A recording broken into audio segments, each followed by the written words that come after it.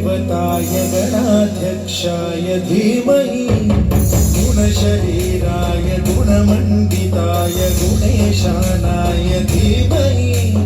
गुणातीताय गुणाधीशाय गुणप्रविष्टाय धीमहि एकदन्ताय वक्रतुण्ड